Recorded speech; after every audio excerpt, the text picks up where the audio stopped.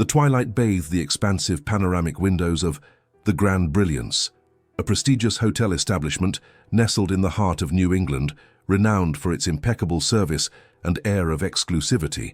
The subtle gold accents and dark woodwork of the main dining room reflected the soft light of the chandeliers, creating a hushed atmosphere where the murmur of guests mingled with the delicate clinking of silverware. It was in this setting of opulence that Mrs. Margaret Rodriguez, an emblematic figure of the retired pharmaceutical industry, an octogenarian with a piercing gaze and timeless elegance, was having her usual dinner. Her snow-white hair was styled in a strict bun, and her discreet grey silk suit nonetheless emphasized a colossal fortune and an iron will that had forged her empire. She wasn't one to tolerate imperfection, and certainly not imprudence. This evening, her scrutinizing gaze had settled with chilling intensity on a new employee who was busy straightening a tablecloth a few tables away. This young woman, Jessica Sanchez, barely 23 years old, fresh out of college and forced to juggle multiple part-time jobs to support her family after a difficult period, wore a modest silver chain. At the end of that chain hung an oval medallion of ancient make, its center adorned with a deep, almost night blue sapphire that caught the light, returning it in mysterious flashes. To most observers, it would be a simple piece of family jewelry, touching in its simplicity and implied history. But for Margaret Rodriguez, it was no simple jewel. It was a reminiscence, a painful and stunning echo of a past she had tried to bury under layers of indifference and frantic activity for nearly 42 years. The sight of the medallion hit her like a thunderclap. Her thin, aristocratic fingers tightened around her wine glass, causing it to tremble slightly. The general buzz of conversations around her faded, replaced by a deafening hum in her ears. She felt her heart, usually so steady, race and pound against her chest with unexpected force. Jessica, despite the discreet dark circles under her eyes betraying long nights of studying and work, exuded an aura of resilience. Her smile was genuine, her attitude respectful and diligent. She aspired to a better life for her little sister and herself, and every hour spent serving the wealthy guests of the Grand Brilliance was a step toward that goal. She loved this necklace. It was the only tangible memory of her mother, Laura, who had passed away a few years prior from a relentless illness. Laura had always told Jessica that this medallion represented infinite love and the unshakable strength of the women in their lineage, a modest object filled with a meaning that transcended its material value. Jessica always wore it close to her heart, like an amulet, an unbreakable link to the one who had given her everything. Margaret's voice, though low, resonated with an authority that cut through the background noise of the room. "Young woman," she said, her steel blue eyes fixed on Jessica. "Approach, please." The request, delivered without preamble, caused a few raised eyebrows at neighboring tables. Jessica, surprised by the direct interpellation from one of the hotel's most influential and feared patrons, approached with slight apprehension. She knew Margaret Rodriguez's reputation, a woman whose judgment was as sharp as her business acumen. "Mrs. Rodriguez?" Jessica asked, her voice soft and polite, but a thread of worry was beginning to weave itself into her mind. Margaret wasted no time on formalities. Her gaze, hard and accusatory, settled directly on the medallion. "That necklace," she began, each word chiseled with surgical precision. "Where did it come from?" Jessica felt her face pale slightly. Her instinct told her something was wrong. "It belongs to me, madam," she replied, her hand unconsciously reaching up to touch the sapphire. "It's an heirloom from my mother. She gave it to me before she passed." Margaret's tone grew even colder, if possible. "An heirloom, you say? I find that coincidence, to say the least, unsettling. That piece of jewelry is an exact replica, a copy so perfect it's frightening, of a unique piece that was stolen from my family residence, the Vance estate, 42 years ago." The shock ran through the room like a shiver. Conversations gradually died down, replaced by a heavy silence. Jessica felt a wave of heat rush to her cheeks, a mix of shame and indignation. The accusation was direct, undeniable. She was being called a thief. "Madam, I assure you," she said, her voice trembling but firm, "my mother was a woman of integrity. She would never have stolen anything. This necklace is a precious memory, the only one I have of her." She stood straight, her eyes fixed on Margaret, refusing to lower her gaze despite the intensity of the judgment weighing down on her. Margaret, oblivious to Jessica's evident emotion, sniffed disdainfully. Integrity is often just a veil for duplicity, young woman. That forgotten sapphire, as we called it, was a family treasure, with a history dating back generations. Its loss was a deep wound to my family. There are no two copies of its kind. You wear it, therefore you have it, or at least, you are in possession of stolen property. The dining room manager, a middle-aged man named Mr. Robert Williams, whose face was usually calm and composed, hurried over, sensing the tension rising to a breaking point. "Mrs. Rodriguez," he began, his voice low and conciliatory, "perhaps there is a misunderstanding. Jessica is an exemplary employee of great honesty." Margaret raised an imperious hand to silence him. "Mr. Williams, I did not ask for your opinion on your employee's character. I demand the truth, and I will not tolerate being taken for a fool. That sapphire, with its intricately crafted setting, is unique. The fact that it is around the neck of this young woman, who claims it was left as an heirloom by a mother whose honesty, apparently, is beyond reproach, is highly suspicious." Jessica, her throat tight, couldn't utter a word. She felt the gaze of all the customers fixed on her, a public humiliation that burned her soul. She thought of her mother, of her dignity, and that thought gave her new strength. "My mother's name was Laura Perez," she said, her voice regaining assurance. "Laura Perez, from the Perez line in Maine." That name, pronounced with such simplicity, had the effect of an electric shock on Margaret Rodriguez. Her face, which had been a mosaic of severity and suspicion, froze. Her eyes widened slightly, a flicker of something else, something elusive, surprise, recognition, crossing her gaze. A slight tremor ran through her rigid body. "Perez," she murmured, the name sounding strange on her lips. She leaned forward slightly, her eyes never leaving Jessica's face, as if trying to read a hidden truth there. The air in the room became palpable, every breath held, every movement suspended. "What is your mother's full name, young woman?" Margaret asked, her voice a little weaker this time, a hidden nuance of unexpected vulnerability having crept in. Jessica, sensing this conversation was taking an unexpected turn, yet still hurt by the accusations, replied with newfound dignity, "Laura Elizabeth Perez." She paused for a moment. Then, as if to cut short any ambiguity, she added, "She was not a thief, madam, I swear it. This necklace was a symbol of love to her." Margaret Rodriguez slowly rose from her chair, her movement marked by a new, almost heavy solemnity. She was no longer the ruthless businesswoman, but a figure frozen by a sudden revelation. Her hand, initially clenched, relaxed and brushed the table, as if to steady herself. The silence was such that you could have heard a pin drop. Mr. Williams, the manager, felt the situation was about to tip over, but he didn't know which way. He stood aside, watching with growing concern. Margaret's expression was now a complex mix of shock, regret, and a profound pain that seemed to be surfacing from the depths of her soul. It was the pain of a buried past, an unhealed loss. "Mr. Williams," Margaret said, her voice regaining power, but now infused with an underlying emotion that made her almost unrecognizable. "Summon security. Not to arrest her," she added, noting Jessica's horrified expression and the manager's visible relief, "but for no one to leave this room. Everyone here, yes, absolutely everyone, must witness what is about to unfold." She no longer looked at Jessica as a suspect, but as an enigma she was about to decipher, an enigma whose key perhaps lay in that forgotten sapphire and that family name. The air was charged with electric tension, the anticipation of an imminent revelation weighing on everyone present. Jessica, though terrified, also felt a strange curiosity growing in her. What secret could possibly link this necklace, her mother, and this powerful, enigmatic woman? The faint sound of metaphorical handcuffs echoed in Jessica's mind as the hotel security guards, two imposing men in impeccable uniforms, took positions at every exit of the dining room, obeying Mrs. Rodriguez's unusual order. The atmosphere, already tense, became suffocating. Every gaze seemed to pierce Jessica, no longer as a potential thief, but as the center of an inexplicable drama.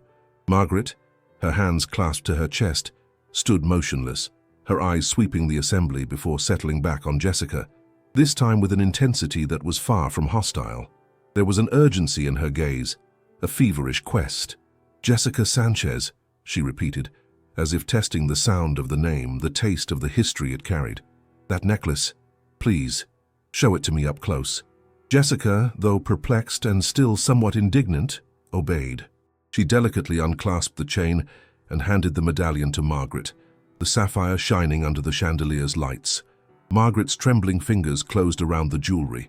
Her eyes, which had seen so many financial figures and documents, scrutinized every silver scroll, every tiny imperfection of the sapphire with a memory-driven precision. She turned it over with solemn slowness. On the back, engraved in an antique, almost time-worn calligraphy, was an inscription. It was a secret that only Jessica, and before her, her mother, truly knew. "To my dear Leah, forever with love."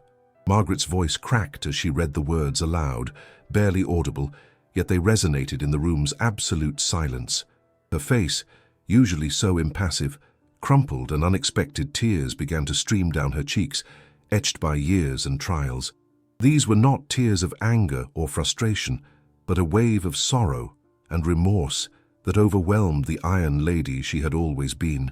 "Leah," she murmured, the name hanging in the air like a ghost. "It's impossible." She raised tear-filled eyes to Jessica, a new question, a new plea, legible in them. "Your mother, her middle name, Leah." Jessica, confused, nodded. "Yes, madam, Laura Elizabeth Perez, but she didn't like being called that. She preferred Laura." Jessica's admission was like the final blow for Margaret. A hoarse sob escaped her throat, and she sank heavily into the nearest chair, the medallion clutched against her chest. The sight of this powerful woman, famous for her coldness, dissolved in tears, shocked the assembly. Mr. Williams, the manager, rushed to her side, offering a glass of water, but Margaret seemed to see nothing but the past that had just resurfaced with devastating force. It's my daughter's necklace," she stammered between sobs, her voice choked with emotion. "The forgotten sapphire. I had that message engraved for her 16th birthday. For Leah, my youngest daughter, Laura Elizabeth Vance." The silence that followed these words was so deep, it seemed to suck all the oxygen from the room. Jessica, initially stunned, felt the floor drop out from under her feet. Her mother, this woman's daughter, this woman who had accused her of theft, who had acted with such arrogance, the grandmother she had never known, the one whose name her mother had never mentioned, and who yet was the source of a palpable pain whenever she evoked her past. A cold anger began to rise in her, supplanting the confusion.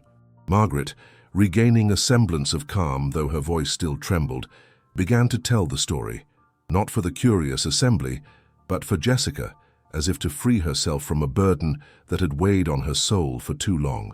"Laura was my youngest, my light, a young woman full of life, dreams, but also a fierce determination that reminded me too much of my own."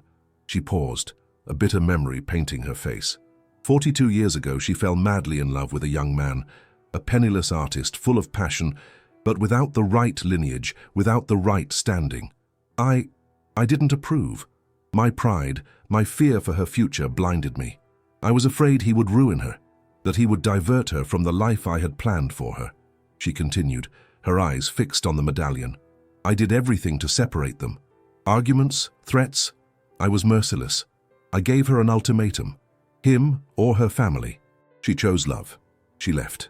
One stormy night she took a small suitcase and the necklace, the sapphire I had given her, the last link I thought I had with her, and she vanished, without a word.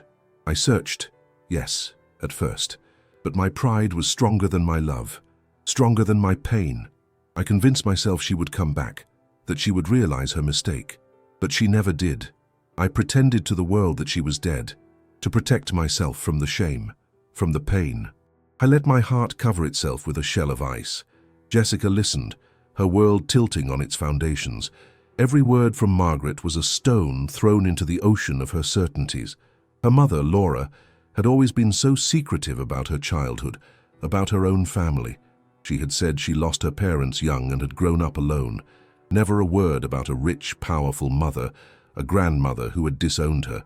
The sapphire, that symbol of love, was in reality a memory of abandonment, a heartbreaking rupture. A cold fury began to swell inside her, replacing the confusion. "You disowned her?" Jessica asked, her voice flat, devoid of emotion, which made it all the more cutting. "You let her leave? She was 16, how could you?" Margaret looked up at her granddaughter, her eyes filled with remorse. "I was foolish, led astray by my own power and my own expectations. I thought I was protecting her. I only realized much later the extent of my cruelty. I had regrets, of course, sleepless nights wondering where she was, if she was happy. But the damn pride prevented me from searching for her with the diligence I should have had. And then, over the years, hope faded. I convinced myself she was gone for good, that she had found happiness far from me. Margaret's revelation had just broken the dam of Jessica's emotions. The anger, the abandonment, the grief, all exploded within her. She recalled the nights when Laura, her mother, coughed, sick, but refused to ask for help, to contact anyone. Was she afraid? Afraid of this woman, afraid of being disowned again. Her mother's illness had been a silent struggle, a battle they had fought alone, Jessica and her little sister, Amy, and now she stood before the possible source of so much silence, so much hidden suffering. "My mother died 3 years ago," Jessica said, her voice charged with poignant bitterness. "She died struggling, working until her last breath to give my sister and me a decent life. She never had the luxury of pride, Mrs. Rodriguez. She had the burden of survival. And all this time," she continued, her voice rising, echoing in the room's silence, "you were here in your luxury, convinced she was dead without ever lifting a finger to find her, while we struggled every day. You didn't search for your daughter, Mrs. Rodriguez. You erased her. You erased a whole part of your life, and by extension a whole part of ours." She pointed at the medallion still in Margaret's trembling hands. "This necklace is not a sign of love from you, madam. It is the symbol of abandonment. It represents the pain of a mother who sacrificed everything for her children, a mother who was forgotten by her own." Mr. Williams was about to intervene, sensing the situation spiraling out of his control, but Margaret, despite her tears, motioned for him to stay back. She understood. She understood Jessica's righteous fury. She saw in this young woman not only her granddaughter, but the reflection of the daughter she had lost, that same strength of character she had thought to stifle. Jessica's reproach pierced her soul, a judgment she had long feared. "You are right," Margaret said, her voice barely a whisper, her head bowed, tears streaming unrestrained. "You are absolutely right, my dear. I was not worthy of her. I was not worthy of her love, her loyalty, her strength, and I was not worthy of you." Jessica took a step back, shaking her head, her heart heavy with pain mixed with rage. The idea of being this woman's granddaughter, of sharing this blood, felt alien, almost repulsive. "I want nothing from you, Mrs. Rodriguez," she said, her voice firm. "I want none of your money, your name, or your belated pity. My mother taught me dignity, independence. She taught us to fight, to pick ourselves up, without anyone's help, and that's what I will continue to do." She turned to Mr. Williams. "I resign, effective immediately. I cannot work another moment in a place where my own history, my own heritage, is scorned like this." She headed for the exit, shoulders straight, gaze fixed, not betraying the storm of emotions raging inside her. Margaret, seeing her granddaughter walk away, felt an ancient panic seize her. It was history repeating itself, the same abandonment scenario, but this time she was the one at risk of being abandoned. "Jessica, wait!" she cried, her voice torn by despair. "Don't leave, please, I beg you. Give me a chance to mend my mistakes. Give me a chance to be the grandmother I couldn't be for Laura. I couldn't be for you." But Jessica didn't stop. Every step distanced her from a painful past and an unbearable present. She felt she was betraying her mother by listening to this woman's pleas. The dining room, silent and shocked, watched the family drama unfold before them, a living testimony to the devastating consequences of pride and regret. The forgotten sapphire, held tightly in Margaret's trembling hand, shone like a beacon in the storm, a focal point of all the contradictory emotions. Margaret slowly rose again, tears still flowing, and rushed after Jessica, catching her just before she reached the doors. She grabbed her arm, her grip desperate. "Jessica, please, I can't let you go like this. I have to give you something. Your mother, Laura, she wrote me a letter, only one, just before she left. I kept it. I always kept it, hoping that one day she would come back to read it." She frantically searched the small inner pocket of her suit, pulling out a yellowed, delicately sealed envelope, and handed it to Jessica. "I never had the courage to open it. I knew what it contained, my daughter's reproach, the confirmation of my foolishness. But it's yours." These are her words, not mine. Jessica looked at the letter, a shiver running through her. Her mother's words. A final message. She snatched the envelope from Margaret's hands with a suddenness that betrayed her contained fury. She tore it open, and her eyes quickly scanned the handwritten lines, immediately recognizing Laura's soft, familiar handwriting. One paragraph caught her attention, the very heart of the message. "Mom, I'm leaving. I don't know if I'll ever return, but know that I love you. I can't live without him, and I can't live with your rejection. I hope you find peace. And I hope you find the courage to forgive one day, as I hope I find mine. I wear the sapphire, not as a reminder of our breakup, but as a hope for reconciliation, a symbol that love, even wounded, never dies." Jessica felt her own tears rise, a different wave, that of grief for her mother, for that life of sacrifice and silence she had led. She looked up at Margaret, her own tears meeting her grandmother's. Pride and rage began to give way to shared pain, a mutual understanding of loss. Margaret held out her hand, this time without demand but with a humble plea. The small crumpled piece of paper, bearing the words of love and sorrow from Laura Elizabeth, trembled in Jessica's hands.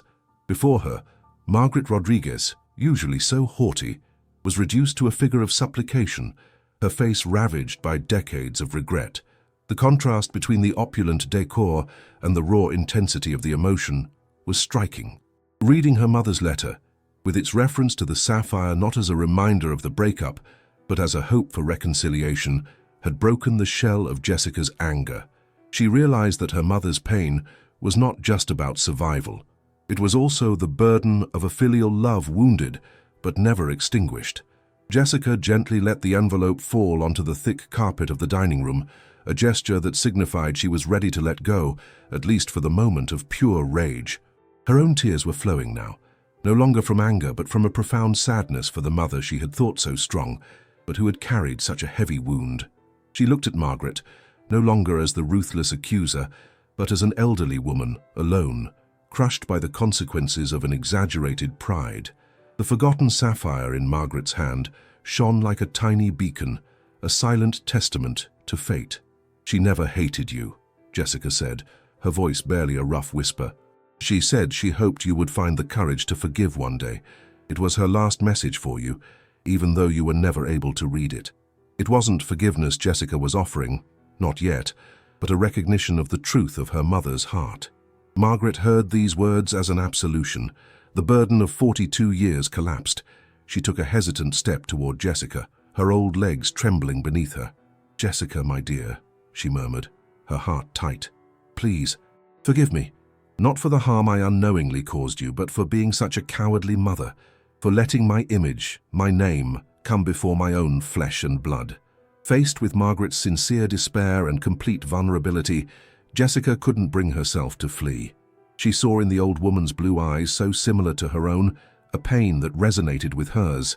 In an instinctive movement, no longer thinking of wealth, pride, or years of suffering, Jessica threw herself into Margaret's arms.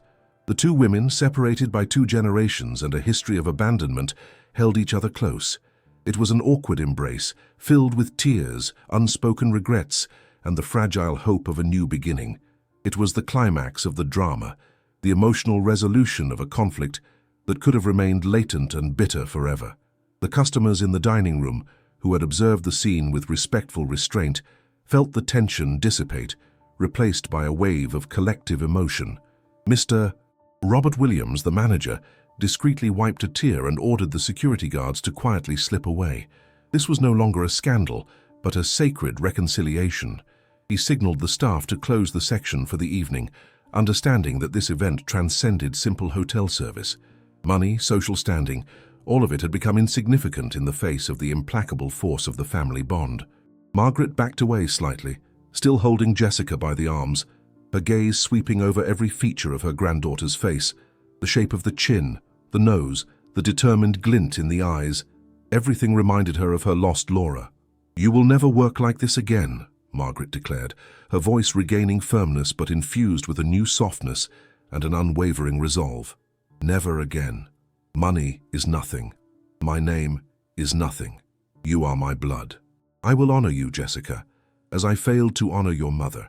We will ensure that Laura's name is restored and that her sacrifice was not in vain. Your future, and that of your little sister Amy is now my priority. We will fight to make up for lost time, to repair what my pride broke." Jessica, exhausted but strangely light, nodded. The fatigue of a life of struggle seemed to have flown away. She felt, for the first time, the weight of solitude ease, replaced by the presence and support, even if belated, of a rediscovered family. She accepted, not out of material need, but out of a visceral need for truth and belonging. She realized that Margaret's pride had been her prison, but that her mother's compassion had left her a key, the forgotten sapphire, to unlock that prison door. The true legacy was not the jewel, but the capacity to love beyond suffering.